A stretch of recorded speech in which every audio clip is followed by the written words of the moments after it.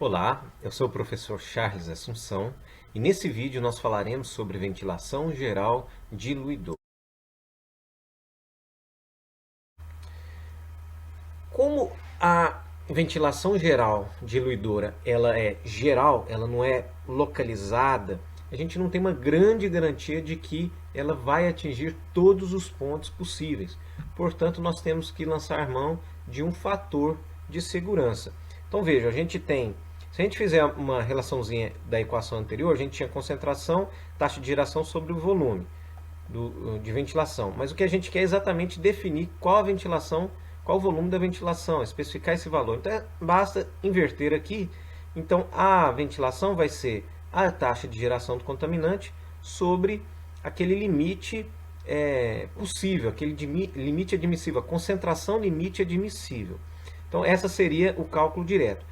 Mas aplicando o fator de segurança, eu vou pôr uma letrinha K aqui, que multiplique esse valor teórico para que a gente tenha uma garantia. Mas qual valor adotar? Então a gente tem uma referência aqui também tirada do livro lá de ventilação industrial, que traz algumas orientações aqui, alguns valores para a gente ter referência. Então, em função do tipo de entrada e saída, vai variar aqui, de maior toxicidade, toxicidade moderada e baixa toxicidade.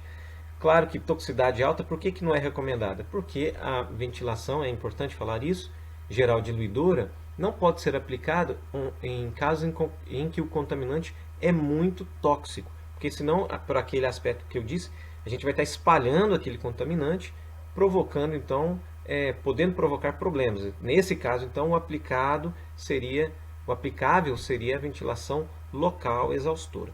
Toxicidade moderada e baixa, naturalmente a mais alta a gente vai ter um fator de segurança maior, toxicidade baixa, um fator de segurança menor, variando aqui em função dos tipos de entrada. Aqui é apenas algumas referências, não vou entrar no detalhe aqui, mas a gente sempre tem que buscar algum documento que nos oriente em qual fator de segurança, sobre qual fator de segurança utilizar.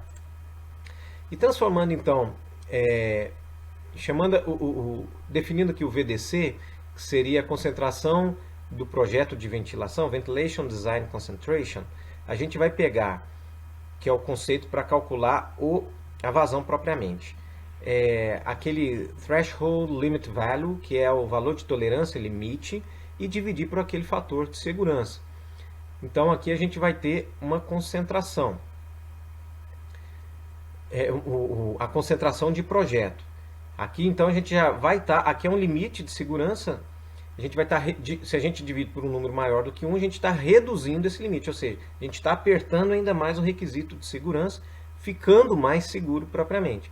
Então a equação que a gente vai utilizar é basicamente essa aqui, em que nós temos a taxa de geração do poluente, que como eu disse é difícil de obter, e o Ventilation Design Concentration, que são valores que nós temos em tabelas também, como essa que eu trouxe aqui, também tirado lá do livro, que é basicamente, muitas vezes a gente pode ter só o TLV e adotar um fator de segurança, mas muitas vezes nós temos à disposição, dependendo do fluido e da substância, nós temos o VDC direto, que a gente já não precisa ficar se preocupando qual fator de segurança utilizar, nós já temos a recomendação da concentração de projeto propriamente. Então, fazendo essa relação, taxa de geração pelo VDC, a gente vai ter a vazão de ventilação mínima requerida. E aqui só como alguns exemplos, acetona 150, acetato de butila 75 e assim por diante. Nós temos uma série, o livro ele traz uma série de recomendações, mas nós temos outras normas e outros documentos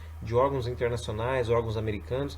Nós temos a American Association of Heating, Refrigeration and Air Conditioning Engineers, que é uma instituição que produz bastante documentação, como se fosse uma ABNT americana, mas focada no aspecto de ventilação, refrigeração e ventilação. A gente pode consultar esses documentos. E finalmente, é uma equação aqui para a gente estimar o tempo para obtenção daquela concentração requerida. Então suponhamos que a gente tem uma taxa de geração, a gente tem uma ventilação e a gente tem uma concentração máxima admissível, um VDC. Em quanto tempo a gente vai conseguir atingir aquele VDC a partir de uma concentração inicial? Então essa equação ela vai trazer esse tempo estimado.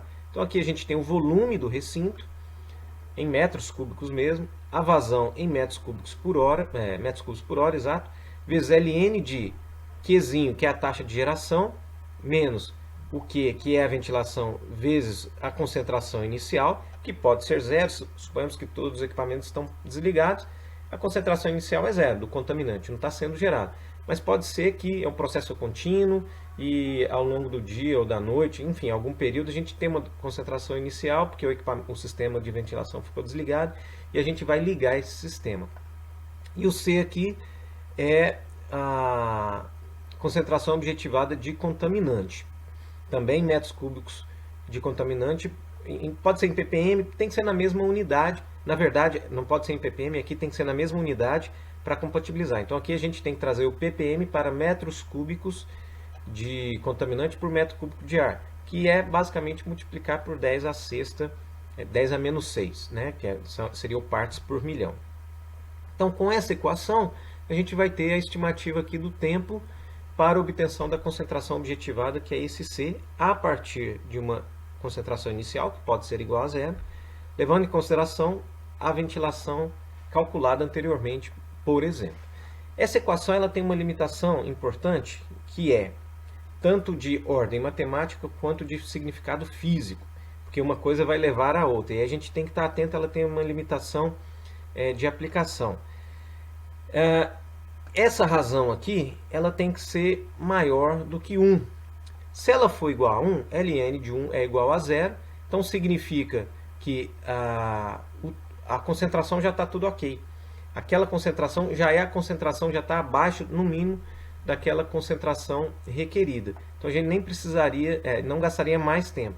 A condição que está tudo ok. Então não faz muito sentido, apesar de matematicamente não ser problema, mas fisicamente para nós vai fazer sentido. Agora, se for negativo, se esse número for negativo, não, desculpa, não existe logaritmo de número negativo.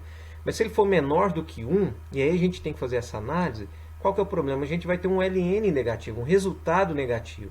E aí não vai ter significado físico, ou significado físico porque o tempo negativo não faz sentido, né? Então a gente tem essa limitação. E a gente tem que tomar cuidado também, porque a razão pode ser negativa. Aí sim a gente tem uma outra inconsistência matemática, uma vez que não existe ln de número negativo. Então, esse número aqui, ó, o quociente aqui do ln, ele tem que ser maior do que 1. E aí isso traz grandes limitações, porque depende da vazão, depende da concentração inicial, da concentração objetivada e da taxa de geração. Então por isso a gente fica um pouco amarrado, mas se nessas condições, nessa análise preliminar, esse número for maior do que 1, essa equação é válida e aí a gente consegue fazer a estimativa do tempo de obtenção da concentração requerido. Para finalizar, eu vou aplicar essa equação num exercício muito simples, só para a gente ver as grandezas e como é que faz. Então vamos considerar um ambiente de dimensões 10 metros por 5 metros por 30 metros, onde operam equipamentos que vaporizam 0,75 metros cúbicos por hora de éter de petróleo. Então vejam que esse dado foi dado e vale aquele comentário de que a grande dificuldade é obter esse dado. Mas aqui, como o propósito é aplicar a equação, então a gente tem aqui, mas eu sempre gosto de falar com as pessoas com quem eu interajo assim, nas aulas, que os problemas da vida real muitas vezes não têm enunciado. E é aí que está a competência do profissional que está sendo formado. A gente tem que ter os fundamentos, que é o que eu busco passar aqui por esses vídeos, essas videoaulas, mas a aplicação em si muitas vezes depende ali do chão de fábrica, da competência profissional, porque os problemas da vida real muitas vezes não têm enunciado. Mas esse aqui tem, então vamos a ele. O sistema de ventilação da sala insufla 800 metros cúbicos por hora de ar. Após quanto tempo as condições do ambiente se tornariam salubres? Ou seja, aquele VDC vai ser atingido. A equaçãozinha está colocada aqui. Então os cálculos bem diretos, né, bem simples. O volume 1.500 metros cúbicos. A vazão foi dada em 800 metros cúbicos por hora. A taxa de geração também foi dada. E o contaminante, eu trouxe aqui, essa tabelinha eu tirei lá do livro, que é esse aqui, éter de petróleo, 500 ppm. Então, 500 ppm, na verdade, seria 10 a menos 6 aqui, metros cúbicos por metro cúbico. Então, esse ppm aqui, na verdade, a gente nem precisa dele aqui, tá bom? o ppm é se nós não tivéssemos esses 10 a menos 6. Então corta esse ppm fora aqui. Aqui seria metros cúbicos de contaminante por metro cúbico de ar, a unidade correta.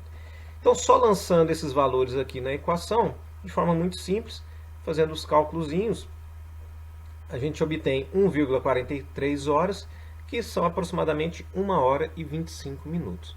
Então, para resumir, sob essas condições, depois de 1 hora e 25 minutos, a concentração daquele contaminante no ambiente deveria estar abaixo de 500 ppm, permitindo então que as pessoas estivessem trabalhando normalmente, sem grandes riscos à sua saúde e segurança. Então, com esse exercício eu finalizo esse conteúdo em que nós falamos sobre a ventilação geral diluidora e mostramos não o passo a passo, mas como especificar a vazão. É muito importante nós termos dados de qualidade. Nessa parte, os dados, a literatura é muito importante. As equações são muito simples, os princípios também não são muito complexos, mas o importante é a qualidade da informação para que o projeto, a especificação tenha qualidade. Eu espero que tenha ficado claro para você. Em caso de dúvidas, não hesite em entrar em contato. Eu agradeço a sua atenção e espero que você acompanhe os próximos vídeos. Obrigado e até lá.